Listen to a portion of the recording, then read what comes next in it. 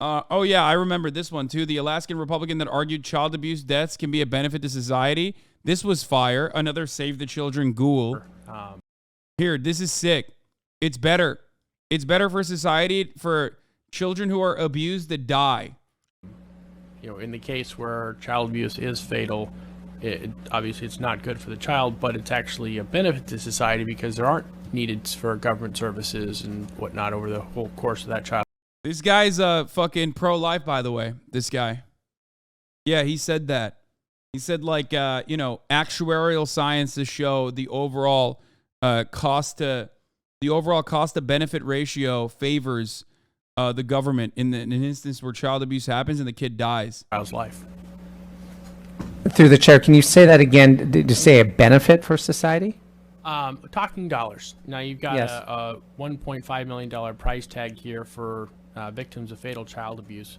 It gets argued periodically that it's actually a cost savings because that child is not going to need any of those government services that they might otherwise be entitled to receive and need based on growing up in this type of environment. Through the chair, Representative, I guess that would be the idea, if I can use a really bad analogy, when you hit somebody, always back up because it's cheaper to insurance. I don't pertain to that, and I'm really, I'm not even sure how to answer that there's a cost saving to the death of a child. The impact that has on a family and us as a society when a child is lost, especially to child abuse and neglect, is unmeasurable. And it's hugely tragic. And follow up. And the way that you're calculating this 1.5 million, and when I say you, I mean the people who did calculate it, does that 1.5 million get higher or lower depending upon the age at which the child is killed? So again, there's multiple factors, and a number can definitely increase, but again, I don't believe it's going to matter if they're older or younger. Again, a loss of a child is really unmeasurable. They're talking about the value of statistical life. No, I know what they're doing. I get what they're doing. But even in the most charitable interpretation, it's like such a fucking psychotic thing. Okay? It is literally a psychotic thing. It's when you take a fucking econ textbook and literally use the arguments that you hear in an econ textbook, that you read in an econ textbook, while humanizing the widget factory workers. Do you understand? Like, that's the issue. There's a reason why when you read a fucking econ textbook, oftentimes they move away from like labor as anything but a commodity. They will only talk about labor as a commodity, rarely ever as like human beings, okay? The reason why they do that is because they want to talk about the line going up rather than what it means when the line goes up, but you've fired a bunch of the workplace, okay? And if you are to turn around and describe what goes on in a fucking econ textbook like it's with like, fully developed human beings as victims or winners or losers in any given circumstance, you will come across like a fucking sociopath. If you take this logic to its most extreme conclusion, it would technically be cost saving the roundup genocide and genocide everyone who's on welfare. Yeah, exactly. So we're back to the classic Felix Biederman tweet about econ textbooks. Chapter 1, the economy gives us ice cream. Chapter 2, this is why it's okay when children die in factory fires. Yeah, that is exactly what happens in econ textbooks. Cost-benefit analysis, when you actually think about human beings behind the actual cost-benefit analysis, if you think about them as like in terms of numbers, yes, you are going to come across like a fucking sociopath. This guy must be pro-abortion. Good take. Of course he's not, by the way. Remember, like, this guy, ironically, is also anti-abortion. Like, which makes it even weirder because then it's like, oh, so you want children to be forcibly born, okay? You want women to forcibly carry pregnancies to term just so you can kill them if it's cost effective.